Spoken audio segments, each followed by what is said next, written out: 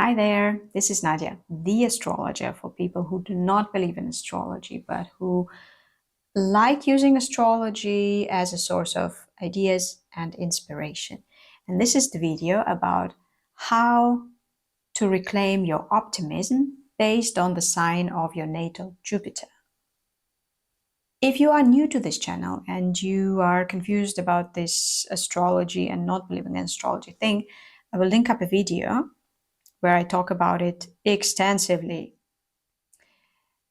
And also another quick thing, I am behind on the posting the last video of the series in which I talk about how different signs change as they age and mature. And the last video is Aries, which usually comes first, and I promise I will post it and upload it first thing next week. But I really wanted to make this video, so I'm doing this now, and then I will focus on the other things that I have to do. Now, Jupiter in our natal charts is responsible for feeling optimistic and hopeful about the future.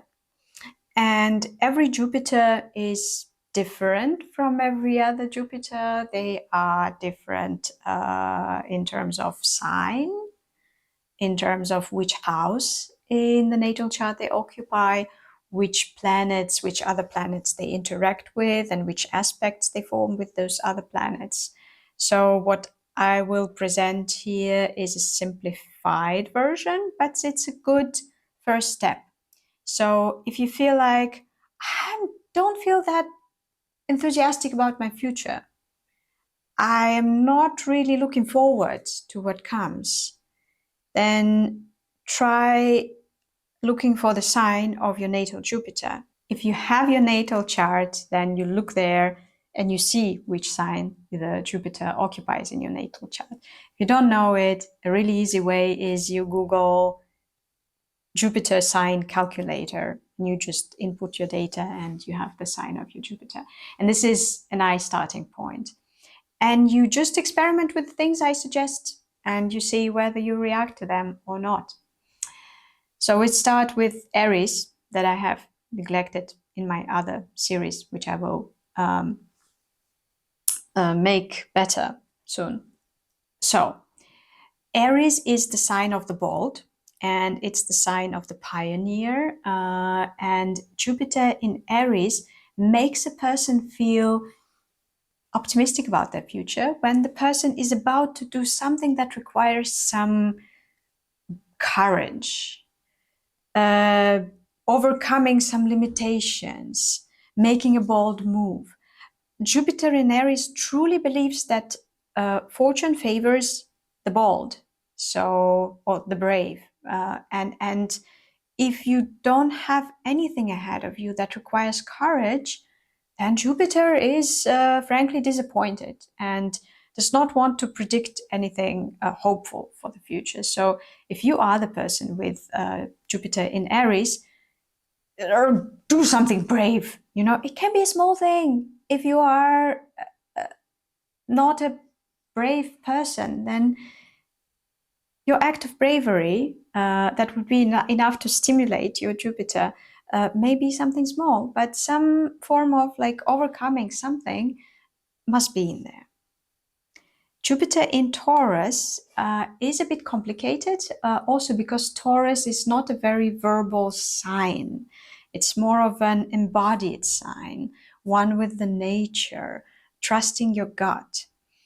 When I look at people with Jupiter in Taurus, in the times when they feel optimistic about their future, one thing that is immediately very easy to notice is that in those moments they are grounded and they live a life that they themselves think is authentic.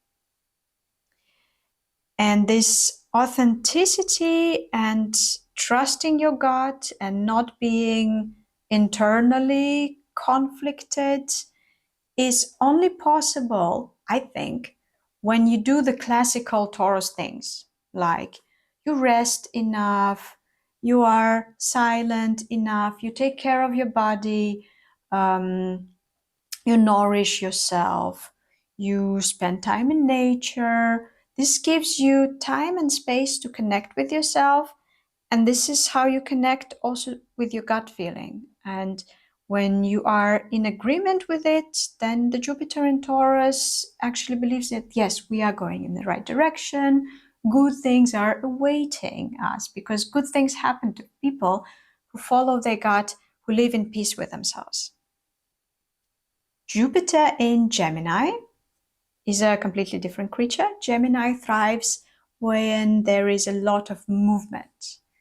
And this can be physical movement. So we're always flying somewhere, meeting some people, having conversations. It's a movement of ideas where something new is always happening and we learn new things. And I'm keeping my eyes open widely when I talk about it because basically Gemini thrives when they absorb more information, impressions, events than they can make sense of.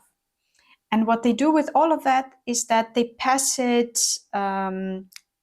forward, further. So they pass it on, you know, they connect people. If they heard something and then the other person is talking about it, then they are able to make this connection between different people. And they may even say, I don't understand this, but you seem to understand this. And also this other person was talking about it. So go talk to each other, right? And this facilitating movement of ideas and conversation and exchange is very nourishing for Gemini. And when Jupiter in Gemini person is in the thick of it, or they feel very optimistic about the future because this exhilarating sensation that the ideas are being exchanged, we are coming up with new ideas, we are here doing those things, right? This is amazing for Jupiter in Gemini.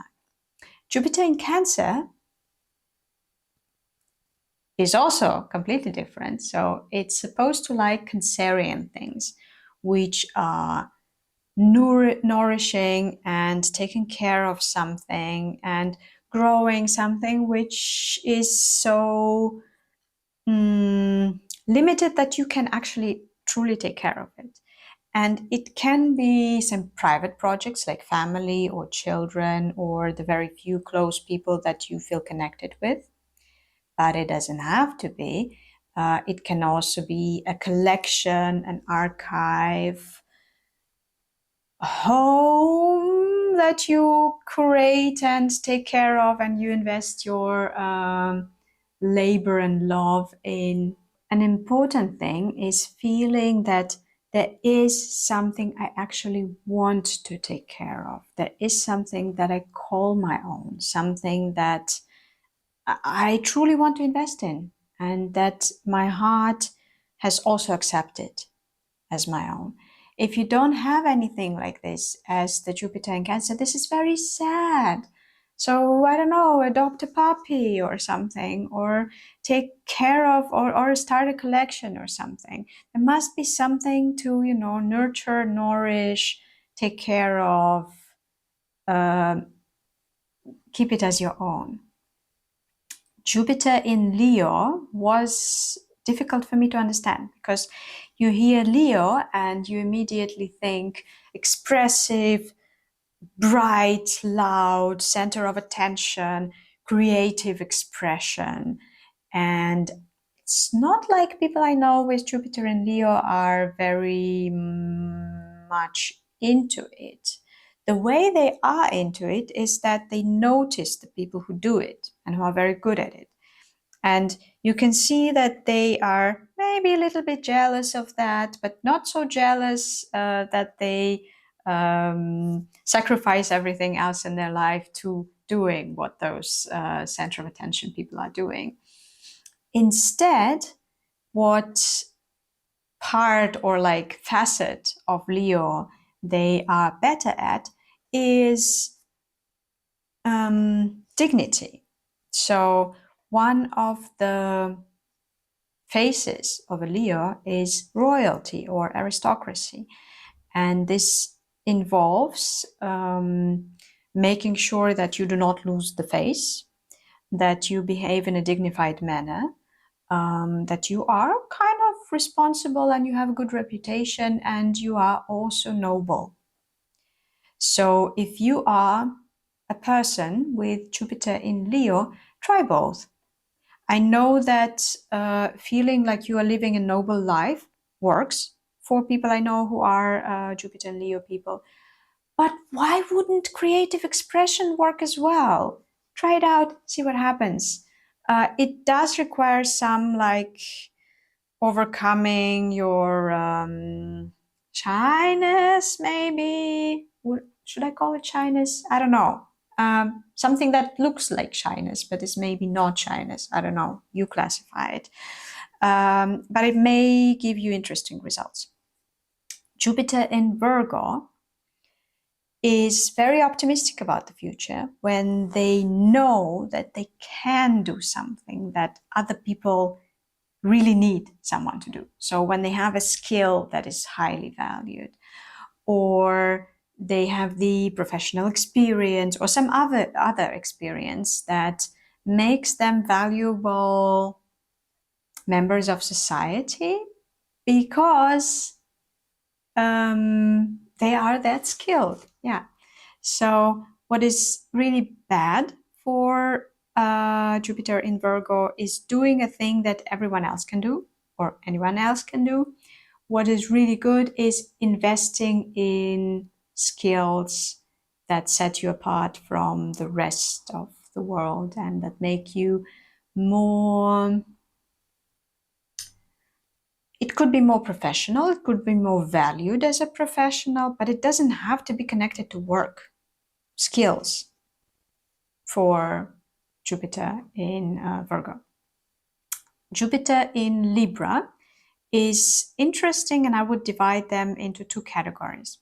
So one category focuses on Libra's focus on relationships, and those people feel very optimistic about their future when they are paired up with someone they believe in.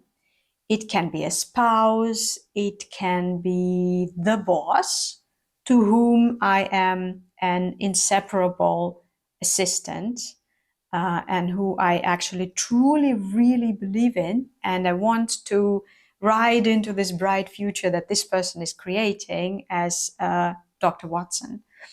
That is absolutely, completely possible and valid. The other group of happy and optimistic Jupiter in Libra people are those who invest heavily into how they appear visually, how they're able to present themselves to the outside world in a competent manner, how beautiful they are, how they can demonstrate their amazing great taste. And this can also be a thing that you may consider investing in, whether you are a female or a male. That works for both sexes. Just having a good taste and being masterful, also a skill, in presenting yourself in a certain way. Very Jupiter in Libra. Jupiter in Scorpio feels very good about their future when they have uncovered something that the masses don't see, don't know, don't believe.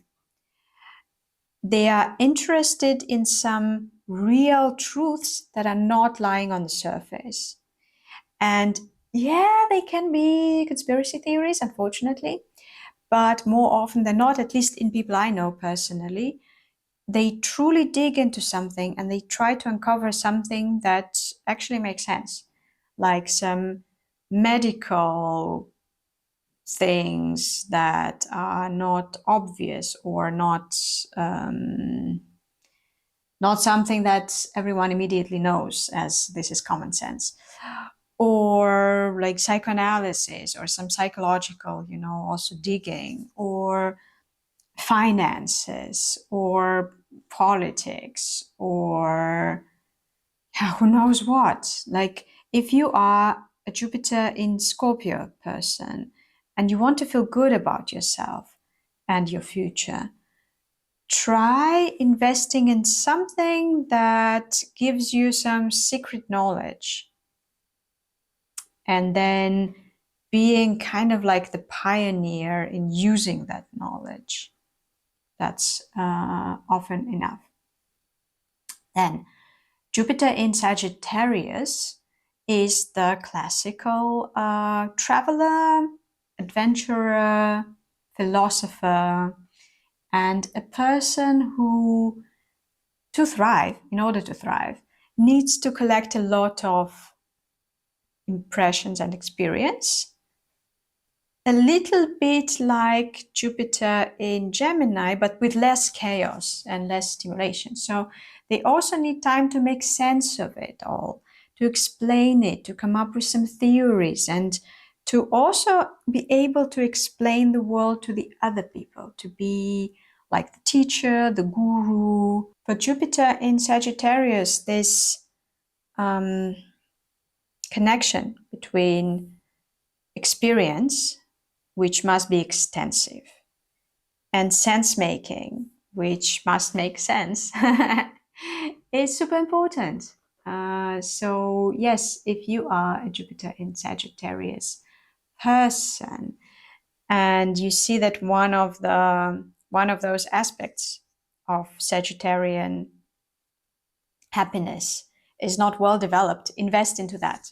Either more culturally diverse experience or more sense making and trying to understand it. Both may give you more optimism. Jupiter in Capricorn is kind of easy. Jupiter lives in the future. This is why it's the sign of the planet of hope and optimism. But Capricorn likes tangible, measurable, real things.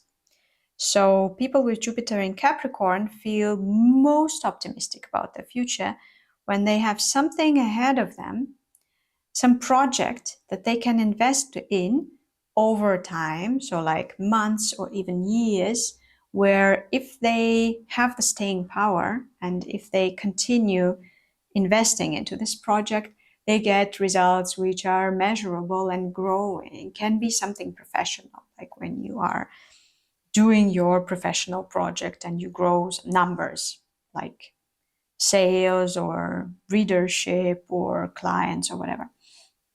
Or it can also be something not professional, like how many books you have read in 1 year, or will have read if you keep reading 1 book per week, or how long your Duolingo streak can be, or how many language levels can you like get certificates for.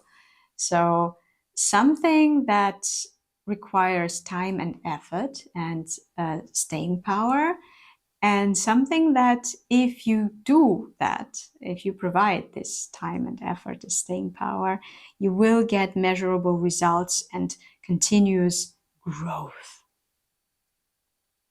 Jupiter in Aquarius is nourished by ideas about future that will be different from the present.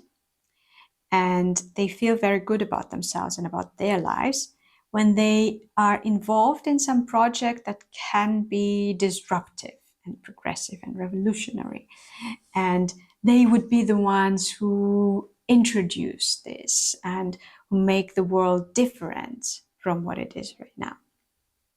And they would also feel good if they find their own tribe. So a group of people who are probably weird. So Jupiter in Aquarius actually has an affinity to, I wouldn't say outsiders, but people who are special in some way, like not the most basic types, let's call it that. And who then can support each other in not being basic. So if you are a Jupiter and Aquarius person, my choice number one, suggestion number one would be invest in a project that has the power to be disruptive. If you cannot do this now, then connect with people who are in some way weird and with whom you would also feel more comfortable being weird yourself. Jupiter in Pisces is thriving when the person is aligned with something greater than themselves. And what is greater is not defined. So it can be something spiritual when you see coincidences and signs everywhere and you feel like you're in a flow and that the destiny is actually guiding you towards something, whatever.